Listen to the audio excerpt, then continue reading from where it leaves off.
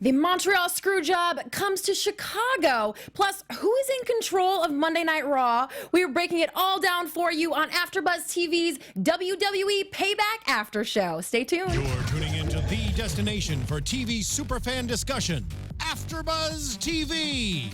And now, let the buzz begin. Yes. Yep. Yes, you guys dance. I like it. I always try to get everyone to do this. Here we go. Boom. All right. They don't want none. Oh. There it is. We had to wait a little sec for that one. Hello there. Thank you so much for coming to hang out with us on AFTERBUZZ TV's Payback After Show. We are going to be breaking down all of tonight's matches and talking about the action. My name is Christy Olson. Thank you for coming and joining us tonight on iTunes, SoundCloud. Please give us a 5-star rating. Let us know what you think about the show. We do have the live chat rolling on YouTube as well. We want to hear what you guys have to say. Hit that thumbs up button. My name is Christy Olson, and you can follow me at Christy Reports. I have an expert panel of pro wrestling people here tonight to break this all down with me. And let's start off with the brand new AFTERBUZZ TV Predictions Champion, Mr. Steve Kaufmann. Say hello. I am the new AFTERBUZZ TV Predictions Champion. You can find me on Twitter at Steve Kaufmann. That is Kaufmann. Also, Champ ABTV WWE will retweet everything I say. Yes. Well, you'll be retweeting everything you say because you run that too, right? I wrote the bot that will retweet everything that makes that Twitter account retweet everything that I say. I hope I it's love like the robot from Rocky that's like Happy Birthday Polly. It is. Isn't it? It is That's that great. robot. I love it. And that is the voice of documentary filmmaker and coming to us from the Lucha Underground after show. Yeah. Get his Young Bucks Too Sweet Journey on high spots right now. His name is James Franck. Hi, you could follow me on Twitter at the Jimbo Slice. That's TheeJimboslice. At the Jimbo Slice with 2 E's. That's at the Jimbo Slice. A, B, C, D, E, Damn. F, G. There, you gotta say it. And speaking of all the letters, I also have the encyclopedia of WWE sitting right here next to me, and one of very few male fans who will admit that they watch Total Divas. And soon gonna watch Total Bellas. Yes! And just because she's retired doesn't mean I can't stop rocking the Brie mode. Oh, a man after my own heart. It's George Hermoza. But yeah, George Hermoza, GHERMOZA, Twitter, Instagram, so close to 500 followers. It's been like 6 months already. So. Oh man, I hope by your birthday you have 500 I hope followers. so too. I hope so too. Yeah, me too.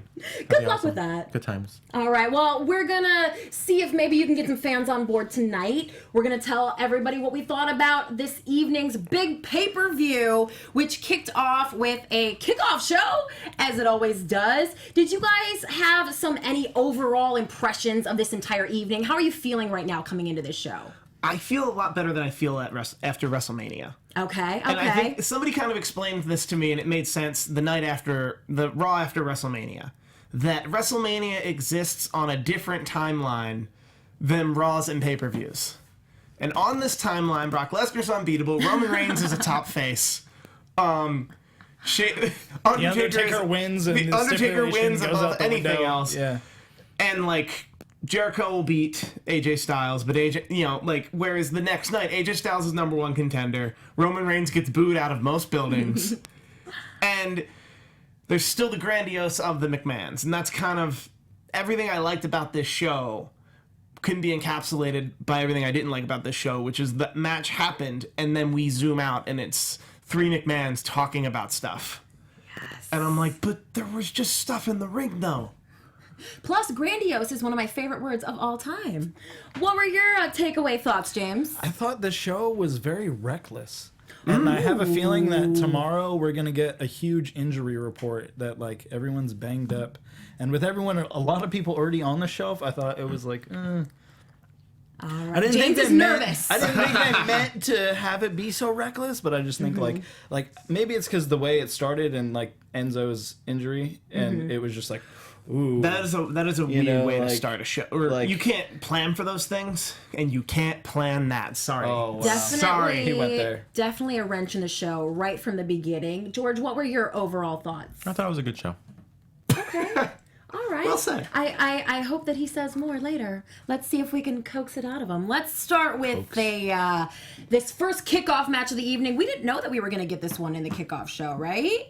It was a bit of a It was a surprise. surprise to me. I thought it was Yeah, going to it be on was the main not card. announced as a part of the kickoff show. We only knew that Callisto Ryback was going to be on the kickoff show. Yeah, and I was ticked off about that, but we'll talk about All that. right. We will talk about that. So, fresh off his stunning victory at WrestleMania to become the third annual Andre the Giant Battle Royale winner, Baron Corbin. He wants to keep the momentum going by beating two-time world champ Dolph Ziggler. This is Baron Corbin versus Dolph Ziggler. A little trash talking started off this match. What did you guys think? I enjoyed, for what this match was, I enjoyed it very much. It's just Dolph Ziggler is Dolph Ziggler is clearly the stepping stone of this company. If Dolph Ziggler can make you look good, and you can look good.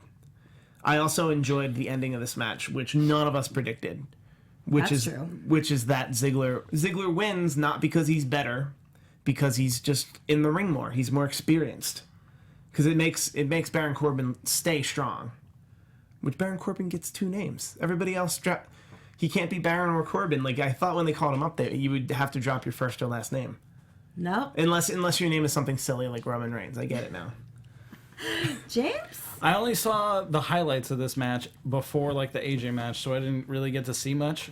So I really don't have much to say on that. James doesn't bother with the kickoff show. No, I would love to watch the kickoff show, but time was tight today. We had a lot of things going on, and I saw like all the pay-per-view, and I was just like, oh man, if I had to choose to watch one match or the other, it would have been Callisto Ryback. And I saw some awesome gorilla press off the top Yes. in a We'll highlight get from there. that I was just like, oh man, when I get home after doing the after show, I gotta rewatch the pre-show. So what I hear is that this match was maybe a bit of an afterthought, yes? What did you think, George? A little bit. I mean, it always frustrates me when people are so negative and they think that they know anything about anything. They're like, oh, how does Baron Corbin George lose? gets mad when anyone else thinks they know about WWE wrestling. Not even that, because I don't think I know about it either. I just hate that. Like, oh, how does Baron Corbin already lose so quickly? He was just the Andre the Giant Memorial Battle Royal. It's like, first off, there was a guy that got pretty much squashed a while ago, and he turned out to be pretty good. He's the COO of the company. I don't know if you heard of Triple H. He jobbed out to Ultimate Warrior, and look at him now. I just hate that everybody's so quick to like, oh, his career's done. Oh, well, there's his. He just came up. It's like, no, man. It's like it's a marathon. It's not a sprint. It's a marathon. I do want to point out that if the goal is to win on TV all the time, your goal is wrong. If your goal is to be on TV all the time, you're Dolph Ziggler. That's my goal. Yeah, I mean, even so, like I just think the better person won. And going back to last month at WrestleMania, a lot of people thought that AJ Styles travesty that he didn't win. Like, I just think the better wrestler won. How come?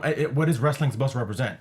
Who's better in the ring? Why can't just the better wrestler win? No matter how much politics is involved. It's like, oh, Ziggler is better than Corbin. It's that simple. Did you guys think we saw a little bit different Baron Corbin tonight than we've been seeing? I haven't been giving him a lot of credit for putting on bravado in the ring or those sorts of things. I think he's been a little bit boring, but he kind of healed it up tonight, right? Definitely had new pants. Really? His Not pants- like the creator wrestler pants from His pants were... Here Comes the Pain? Yeah, he was not wearing those. Oh. That were clearly sitting in a warehouse in full sale. That he wore forever. Well, he doesn't get the award for best pants of the night. He does not. That goes to somebody who got hauled off, but we will get to that as well. Moving on, Callisto versus Ryback. This is the big one that I was excited for the U.S. title. Of course, Ryback being a former IC champion, looking to add the U.S. championship to his trophy case by defeating his WrestleMania opponent, United States champion Callisto. This was a great match, yes? Yeah, this was a great match. Let's talk about elephant in the room first. Let's talk about the whole CM Punk little thing that Ryback did in the beginning. Yes. I thought that was kind of cool. I thought that was kind of cool only You guys because... notice the belt? No, it was the... What did the weight belt say?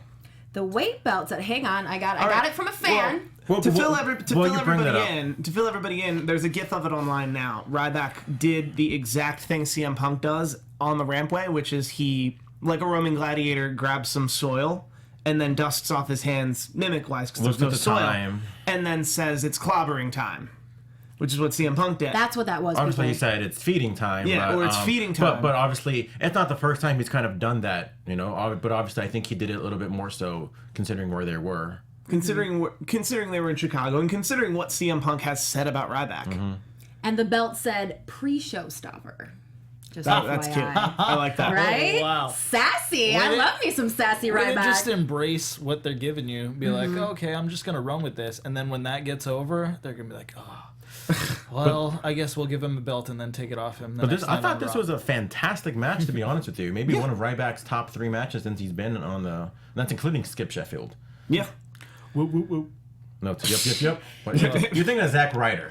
It's yep, yep, yep. What to do? Well, for two guys who were essentially really getting screwed, being thrown onto this pre-show all the time, and Ryback did speak out about it after WrestleMania and said he wasn't happy with that position. I mean, they really put in the effort and put on a great match. And I think there are a lot of people on this card that are going balls to the wall to actually show the brass up top what they're capable of and what they can do for the company.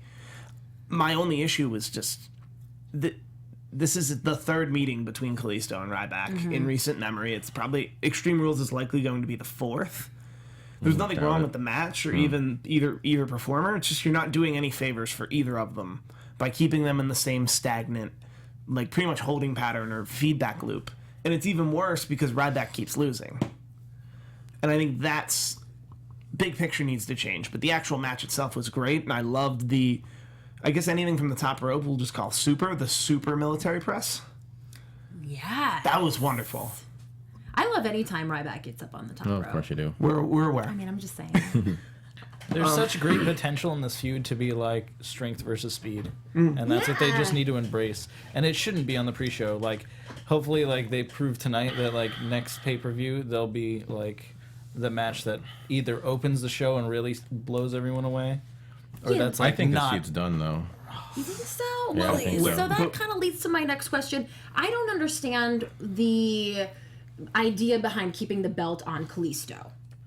I mean, I just have in big capital letters here. Why? Why Callisto still champ? Why? I believe Because super kids buy masks. well, kids buy masks. Okay, that's a good. Also- it's a good reason. But are they buying masks? Also, Superstars is an international program. It was actually really funny. Sometime this week, somebody tweeted at Tyler Breeze. So, oh, your career's going to shit because you're on Superstars. And Tyler Breeze tweeted back, is like, Superstars is seen by like millions of people internationally. I'm on TV in front of millions of people. That is a good thing.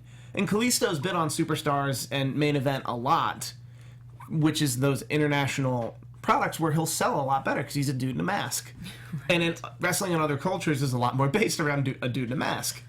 So he speaks to that demographic. Yeah, and not that's to part of the mention reason he has a he's huge following already before Yeah. he came to WWE. So that's why I think. that's the answer. Or at least it's my answer. I'll accept it. I'll accept it. Well, speaking of guys who all the fans are behind, The New Day comes out next, and they open the main show. It's finally payback time. They're talking about Becky with the good hair, which some people say is a racial slur. I'm just saying. Xavier Woods hits on Beyonce a little bit, and they are just trying to sort of lay the groundwork for all of payback and saying that there's a new era in the WWE. Now, we knew that we would see them and that they would come out and say something because they didn't have a match tonight. Did this get you guys amped for the show? This got me Yeah, really amped I for the loved show. it. I also like the New Day versus any other promo you see, because any other promo you see seems to be filtered through the standard writing process, where the Right. references are at least 5 years dated, whereas they seem to get pretty much an open microphone to just be like, no, we'll talk about what happened this week. Well, the Hey Arnold reference was wonderful. The that was Enzo and the same segment. Same segment. I love that part though. I Yes. was like, all the Hey Arnold stuff was I've never great. been a big Hey Arnold fan. Yeah, well, I let's wasn't a huge Hey get Arnold right fan, into but it. still, just like the references to Nickelodeon was just This great. is two former NXT tag teams, of course. They're both vying for some recognition here on the main roster, chasing that WWE tag team title. This is Enzo Amore and Big Cass versus the Vaudevillains for the #1 contendership. And I gotta tell you, the Hey Arnold line was my favorite of the entire night. I mean, we all kind of kick come your from the same football era. head We're off. all Nick kids. Hell yeah, they talked about like getting off the stoop. I mean, this is something that I can Those get guys are excited just about. so fun. Like, was great. and it was a big treat to see the New Day come out and cut a promo and then just sit and eat food in the corner, and then see Enzo and Cass come out and cut another promo. Like, just before anything actually happens, the crowd is gonna be really hot. After that, we also got to see the pay-per-view debut of former AfterBuzz host Ryan Smiley Katz, Oh, who yeah. is the big bullhorn announcer, like Carnival Barker for the Vaudevillains.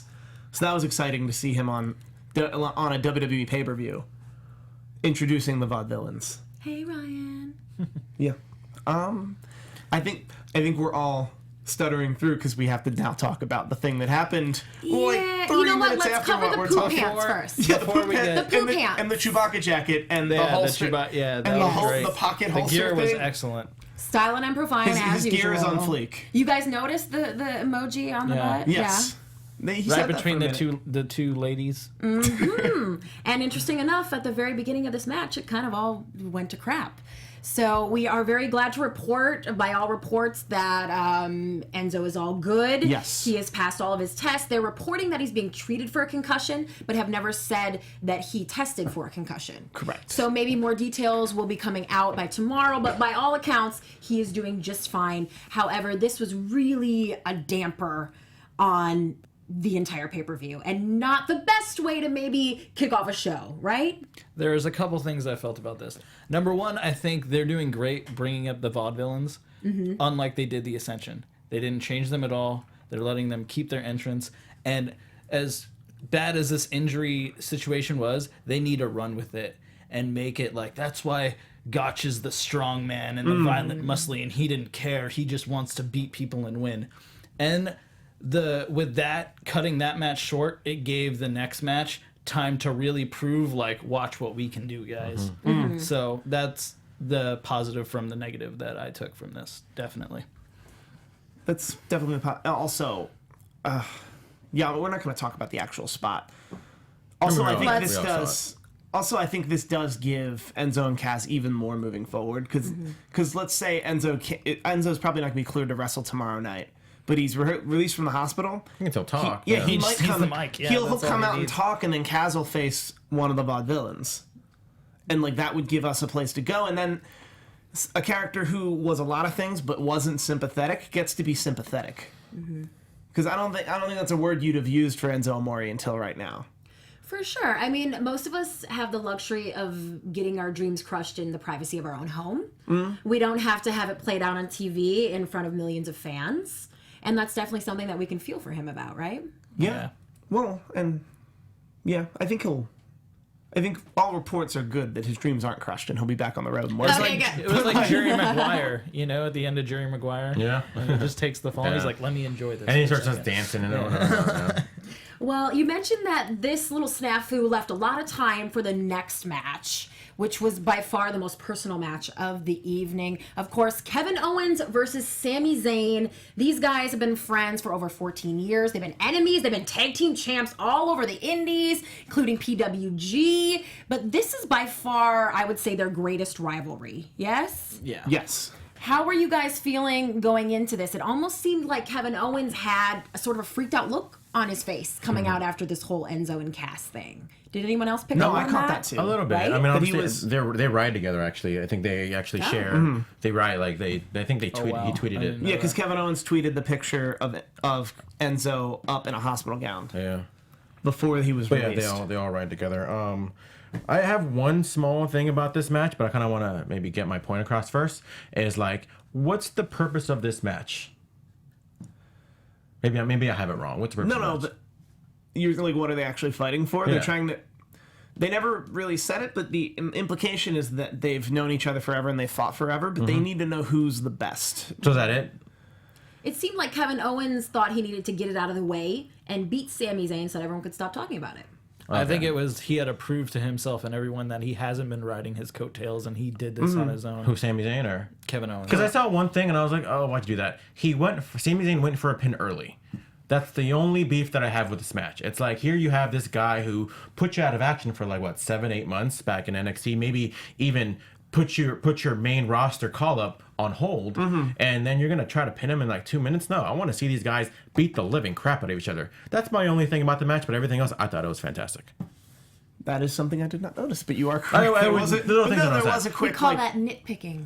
there was like a cover in the And first it's 3 just minutes, fun. but I think that Maybe plays that the was what I was in the asking. show. I was Like, I got your card. Yeah, Like, that's what I was could asking. I was try like, and pin you at any is it time. just trying to see who's the I know better you so man? Or well. I think the problem is that, or not the problem, I think the conflict and why we love this so much is that Kevin Owens is the one with the chip on his shoulder and so much to prove, whereas Sami Zayn just wants to beat Kevin Owens.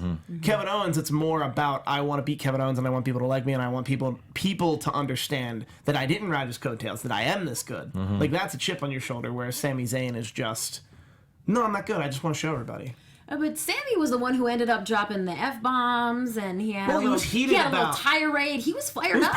He was fired up and it was personal to him, but it didn't, his character was such that he would go for a pin in the first 3 minutes because it's about the sportsmanship. If he can lock it up in 3 minutes, he'll lock it up in 3 minutes. But I enjoyed the hell out of this match.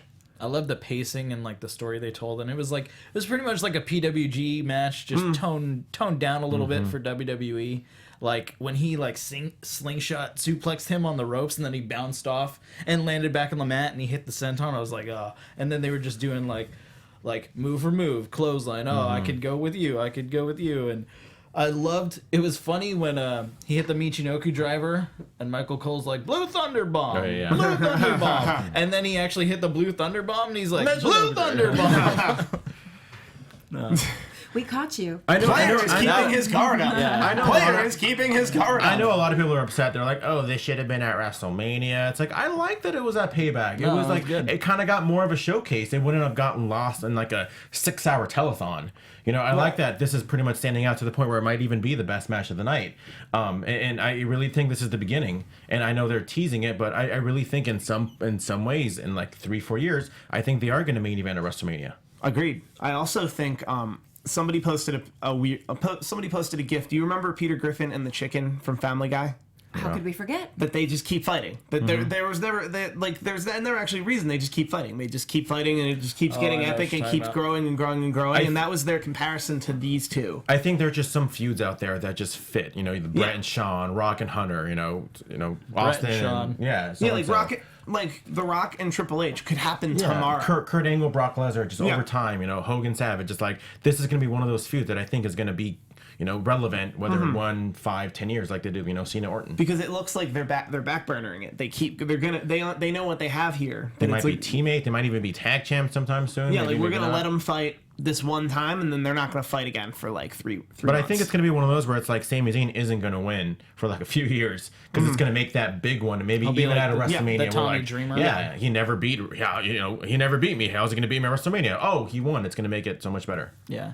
And I think it helps that we have the internet and anyone could just type them in and see how long this feud really has gone and watch their old matches and see all the other crazy things they did. Ring of Honor tweeted. I put Sami Zayn a lot in Ring of Honor. Nothing comes up. I don't know why. Yeah, I don't know. And Kevin Owens. I'll help you find it. I Might just be watched generic. their last Ring of Honor ladder match Try last the week. generic Ring name. of Honor tweeted a link to that ladder match while this match was happening. Oh. In an attempt to let double-decker. yeah. I'd love the double-decker. stats on how many views that racked up. I'm sure it was quite a few. Well, this match is not done. Kevin Owens pins Zayn for the win and is announced the winner, but he's got something to say. He pulls Byron up into the ring. Poor Byron, you guys. My goodness. Oh, the way he treated Byron and he's was just so talking good. about he's the better man and that really what he's after is the Intercontinental title. Seems like he doesn't even care about this feud with Sami Zayn, and he's going to hop on to commentary for the next match. We knew that was going to be gold, right? Of course. Yeah. I loved how JBL was like, follow that, guys. Like, that was definitely the match of the night. Follow that, guys. And then my buddy who I was sitting next to was like, it was a good thing that match was so amazing because it kind of took away from what just happened and like the lull from what happened to Enzo. It brought us back into a show. Exactly. I also, the little things with Kevin Owens I really enjoyed. Like, there's a steel chair. There's a steel chair sitting next to Byron Saxton's big office chair that the guest commentator's supposed to sit on. Not for him. He moves the office chair and then puts the steel chair where Byron Saxton sits. And like, no, Byron Saxton sits in the steel chair. I sit in the big comfy office chair. The little things. Yeah, and Just then enjoy putting on them so much. JBL's hat and then being like, it's hard to do this with the hat on here. I'm going to put the hat on. And he just keeps going. He had some great lines on commentary. But he's had tons of practice at PWG. He'd call tons of matches. So, I wonder if that's his way of also setting up, like the way he wrestles, and he has wrestled for so many years that maybe he doesn't want to throw his body at the ground for the rest of his life, and in 2 years he could be the good heel announcer like the Jesse Ventura or like the Bobby Heenan was, and then he doesn't have to worry about That's the beating business. the crap out of himself. That's the business at its truest. Yeah. That if you can do what CM Punk's a good example, that we heard his name a couple times tonight. Yeah, I think they might have But, like, changed it. But like bit. CM Punk's a good example of someone who learned that it's like, no, if I can be good on commentary, if I can be good on the microphone, if I can be good at what the company needs, which isn't always me doing like a death-defying stunt or like an incredible match, which is a weirdly subjective thing to do, I'd have more longevity. Well, yeah, Owens definitely turned this commentary thing into sort of a pivotal role in the next match. The Miz with his blonde insurance policy, Maurice, versus Cesaro for the Intercontinental title. Cesaro's been back since, of course, the day after WrestleMania 32. He's a former U.S. champ going for his first IC title. And this got kind of crazy, Yes. right? I loved how they rolled the red carpet out for the Miz for his entrance. I mean, I was like, oh, always. that was so great. Always. And then it's like a pharaoh with his jacket. It's very pharaoh-esque with the hood. He always looks fantastic. Yeah, dude, shout out to whoever's handling their wardrobe. I said it Probably before Maurice too, where it's herself. you just want to hate the Miz so much, especially because like he looks kind of weird, but he's got the hottest wife in the world. Yep.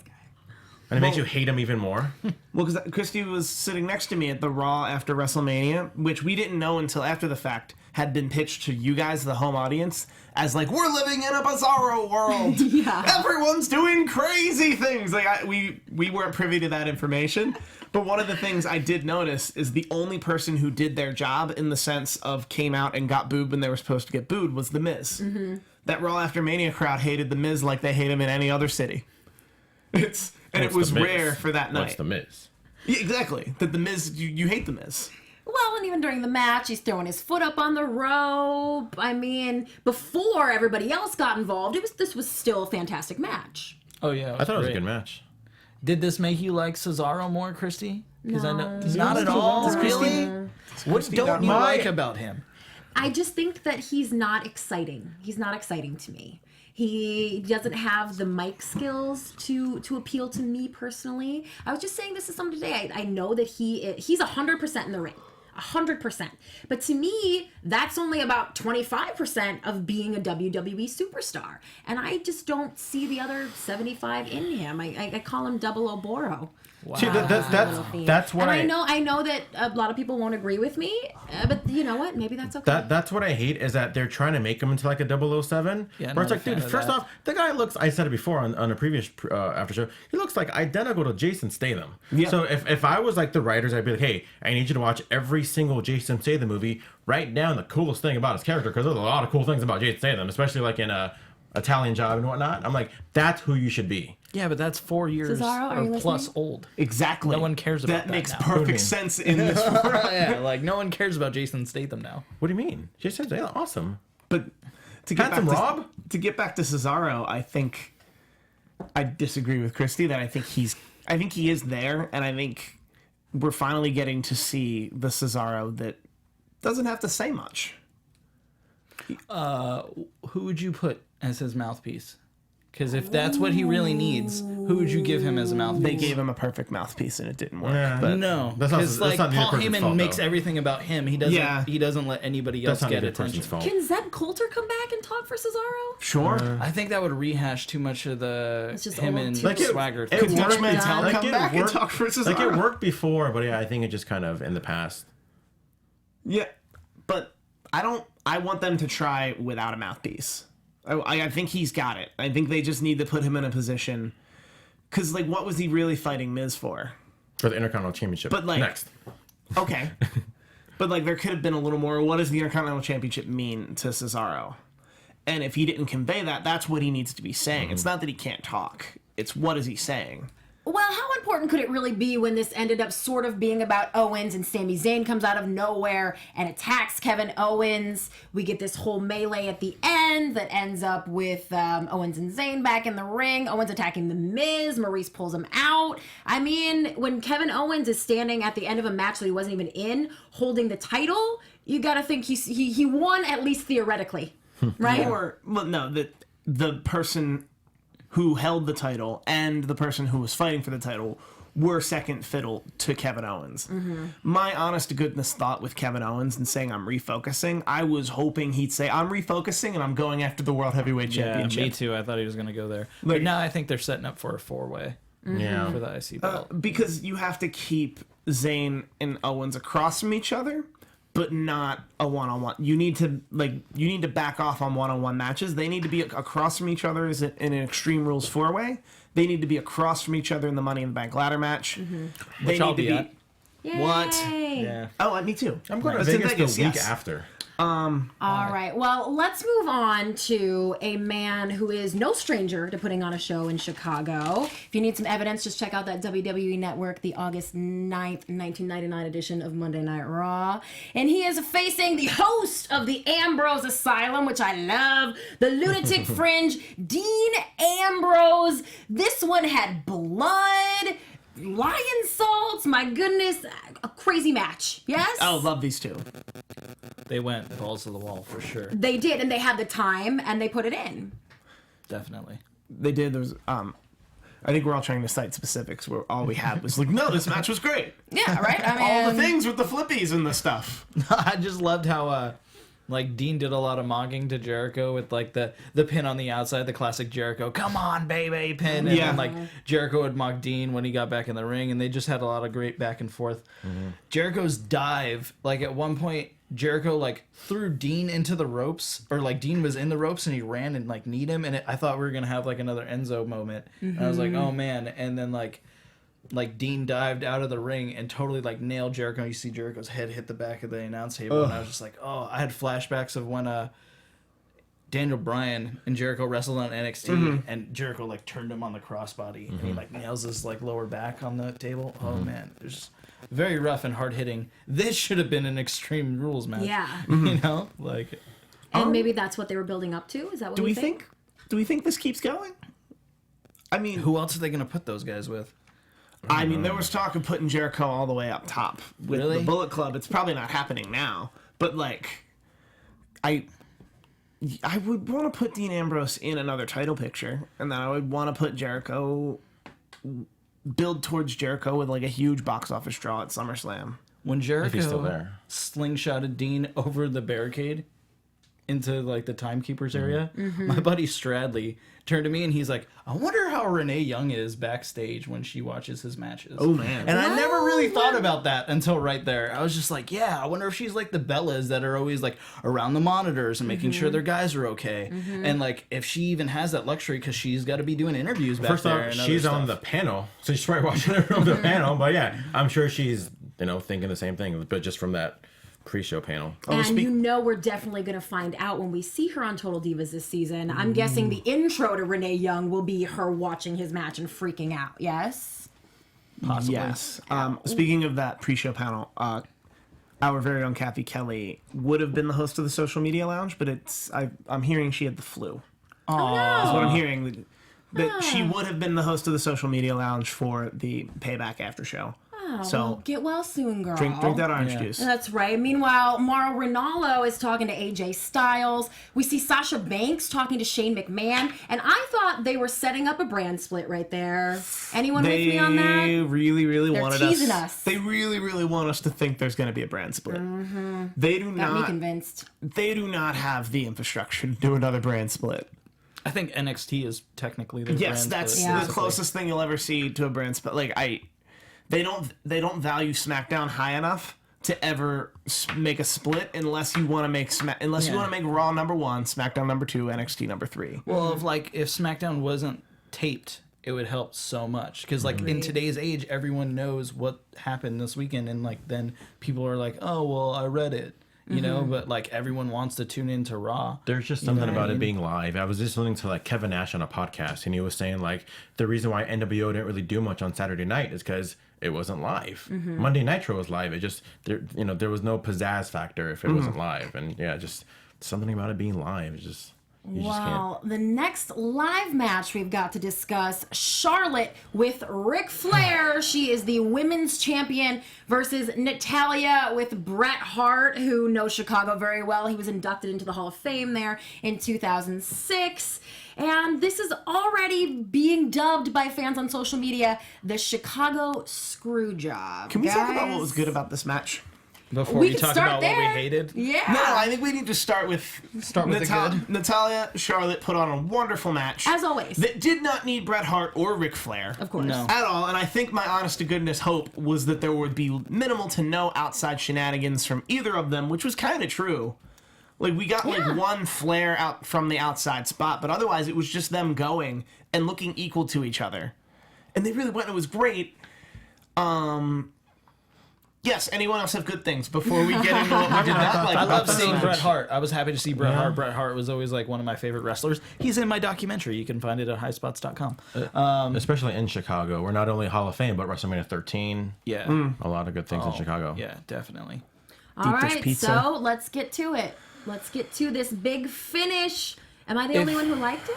If you were gonna have them Yeah. at ringside, which Yeah. I was happy, like it was cool that they were at ringside because we've talked about possibly having like Rusev in Lana's corner and Daniel in Bree's corner for doing that, and it was cool to have them in ladies' corners. I wish Anvil would get to be with his daughter instead of it always being Brett. But whatever, you take what you can get. I think Brett does too.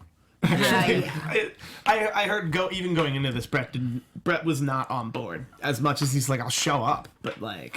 But like, why that finish? Why rehash that thing that's been done so many times? And if it was really so heartbreaking to Brett to have that happen, why keep putting him through that? And now fans are just going to be talking to him about that in every interview he does recently. And like, why not have like him in the figure four and like Flair goes to hand her the ropes and Brett comes out and punches Flair and Brett and Flair fight to the back, and then the ladies are like, what's going on? And then they do their own finish where the guys are nowhere around. Instead of like putting little Nate, whatever his name is, Charles Robinson from WCW, and having him call the bell and reenacting that whole thing, I was just instantly like, really, guys? Okay. Really? We all knew. Next match. Let's go. Well, a couple things. Go ahead, Steve. Heading into this match, first off, we've all been saying we want Natalya. We want Natalya. We get her, but at the expense of a second Diva segment every night. Because now it's Women. just one. Women. Sorry, women's. You also put that on the Sorry. grid. Sorry, a women's. That's what Wikipedia said. But a women's segment. We're down to one women's segment. And then when we say we want Natalya, we don't necessarily mean we want Natalya in the main event, or in the one woman segment that you have. Because the way they called her up to just go straight for the champ is like, oh, so you're the holding pattern for Sasha. Right. And we all knew this. So to drag Bret Hart into this, and then to rehash, like, what is the equivalent to, like, Shawn Michaels wrote in his book, like, this is the equivalent to, like, a mafia hit. To, like, screw somebody in the wrestling business, like what happened in Montreal. To rehash that for something we all know is a bit of a holding pattern, that maybe we'll see Natalya, Charlotte again until we get the big blow up with Sasha. That Yeah. Yeah, No, we and- knew, we all went into this knowing that Natty was not going to walk away with the title. Yeah. Right? I just hope that like tomorrow there's some kind of follow up with this and it wasn't just like, hey, why don't we do this at the pay per view? And then it's forgotten about. Right. Because if that's the case, then it was really, really pointless. But if this is a thing, because I just think they're building to a women's match in a cage. And that's why Flair keeps getting involved. It's because like they're going to be in a cage, so he can't get to them.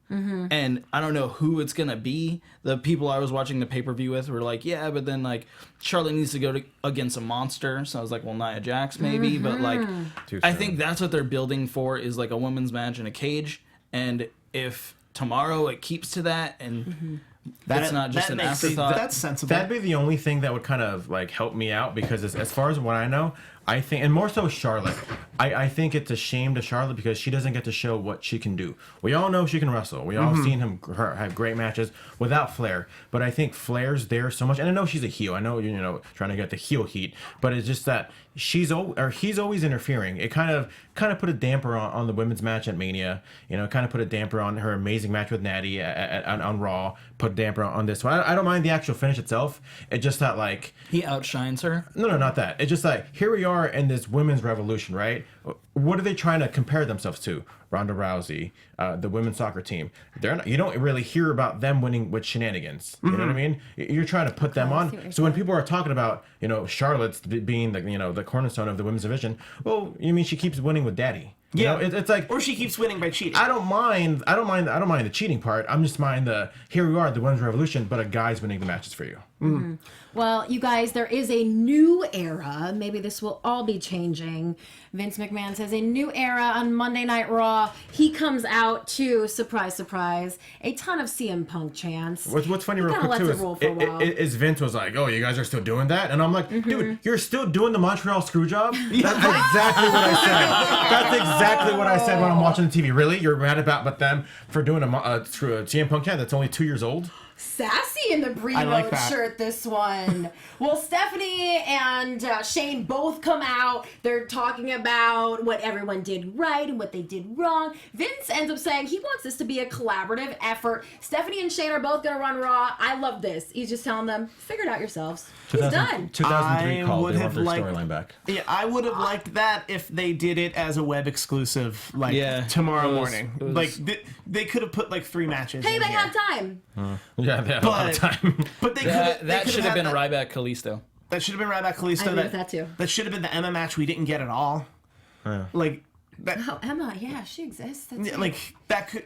You could have done something with Zack Ryder to keep the momentum. I'm trying to see Yeah, if people agree with me on who the chat. knows what that. Yeah, what's the chat roll saying right about now?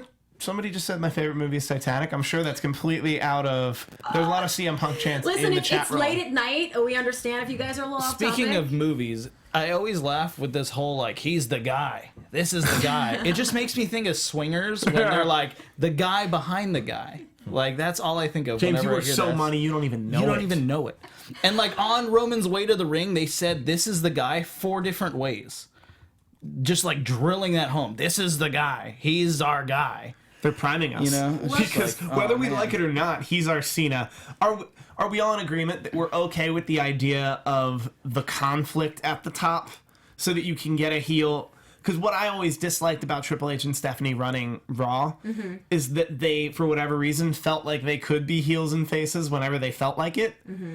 Whereas both decisions need to be made, but it can be from a face manager, a face authority, and a heel authority. So we'll get that, and then it can bubble and not actually bubble over until like SummerSlam or Survivor Series or Mania. And I think long term, I really enjoy this.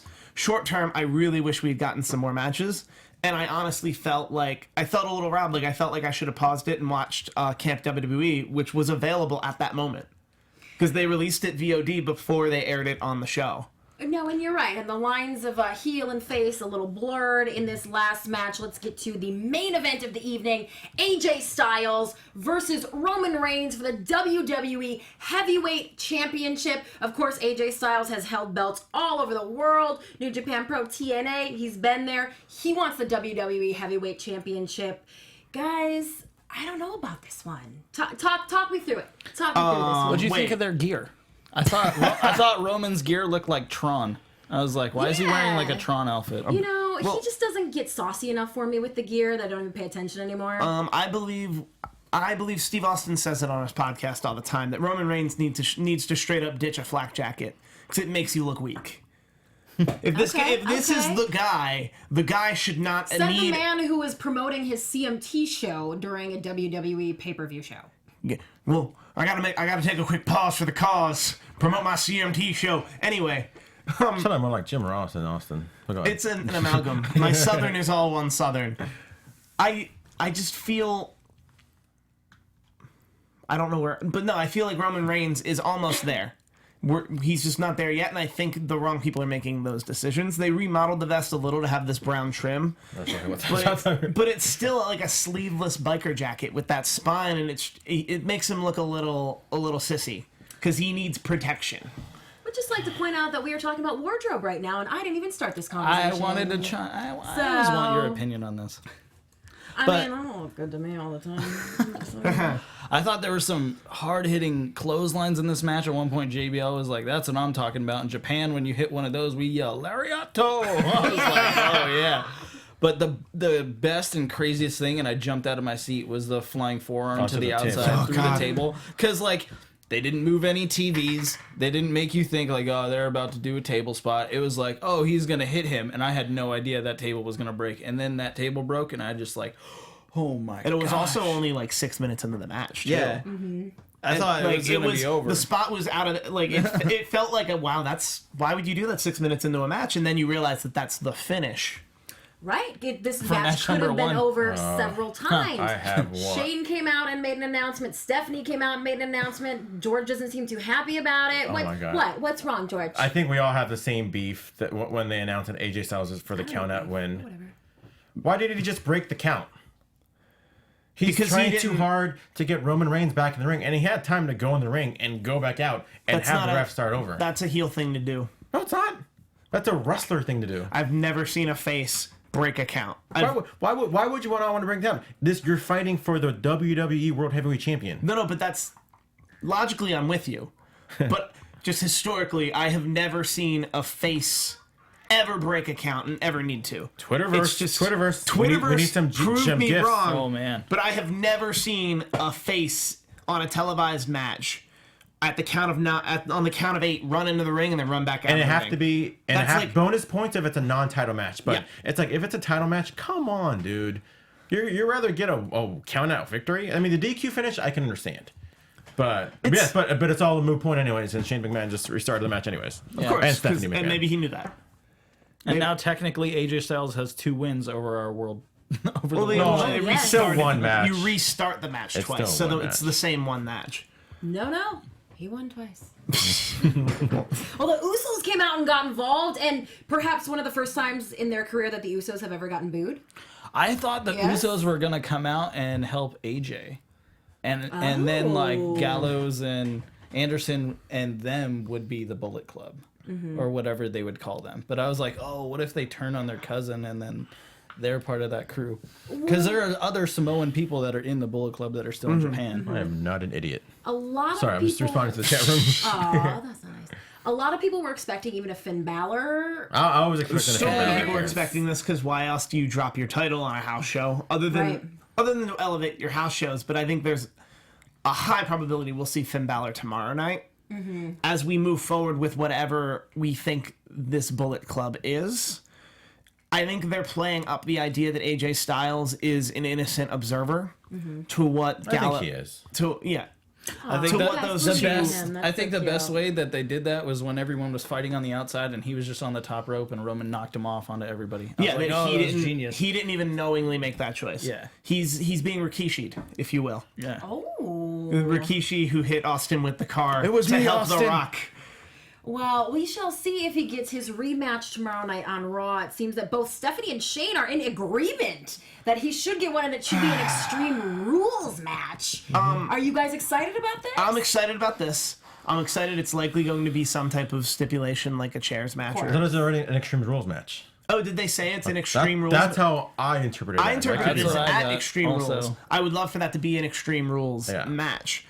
I disliked, and I've already said this, the fact that you had an amazing match happen in the ring where both men laid it on the line, and even like the most grizzled internet-y of us suspended our disbelief and thought AJ Styles could win this match. Yeah, at some points for sure. At So many forearms. I thought he was man. gonna win. I thought he was gonna win by DQ. That's the only reason why I picked him.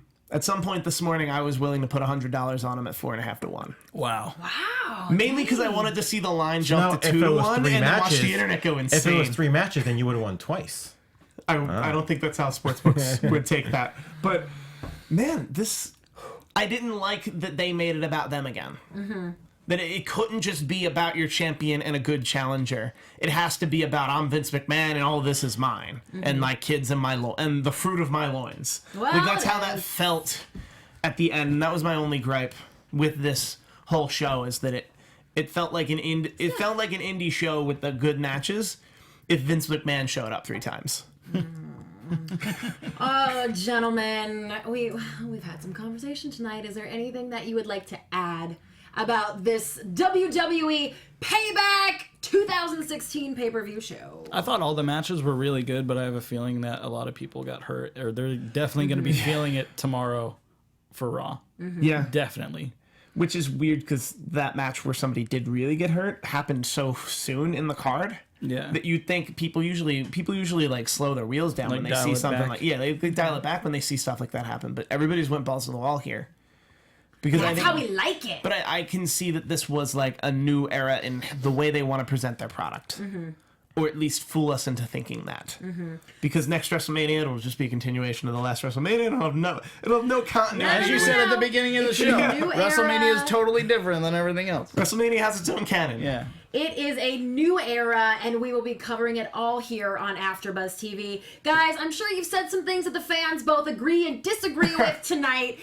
If they want to reach out to you and tell you their opinion, where can they do that at, Steve Kaufmann? You can find me on Twitter at Steve Kaufmann. That is KAUFMANN. Tomorrow night I'll be covering Gotham, likely in this very room. So if you're into Gotham, please join me here and I'll tweet about it. You can follow me on Twitter, and I just officially turned Yay! 31. Happy birthday! I do share the same birthday as The Rock, the great one. So I must make a great documentary that you can find at highspots.com. It's called The Young Bucks 2 Sweet Journey. And Kevin Owens is in it. AJ Styles is in it. Bret Hart is in it. Check it out if you're a wrestling fan. And you can follow me on Twitter at TheJimboSlice. That's TheeJimboslice. That's at TheJimboSlice with 2 E's. That's at TheJimboSlice. And that's at the Jimbo Slice with 2 E's. And I'm at G Hermoza, GHERMOZA. Road to 500 followers, Twitter, Instagram. I think I only have like 250 on You've Instagram. been working on that one for a while. Yeah, we'll see. All right, maybe I'll retweet you. You guys can always hit me up at Christy Reports, Twitter, Instagram, Snapchatting now. Please also subscribe to my YouTube channel at Christy Reports, and we will all be right back here at this table May 22nd to break down Extreme Rules. Until then, have a great week and stay fearless. Adios. From executive producers Maria Menounos, Kevin Undergaro, Phil Svitek, and the entire AfterBuzz TV staff, we would like to thank you for listening to the AfterBuzz TV network. To watch or listen to other after shows and post comments or questions, be sure to visit AfterBuzzTV.com. I'm Sir Richard Wentworth, and this has been a presentation of AfterBuzz TV. Buzz you later. From executive producers Maria The views Menounos, expressed herein Kevin are those of the Undergaro, hosts only and do not necessarily reflect the views of AfterBuzz TV or its owners or principals.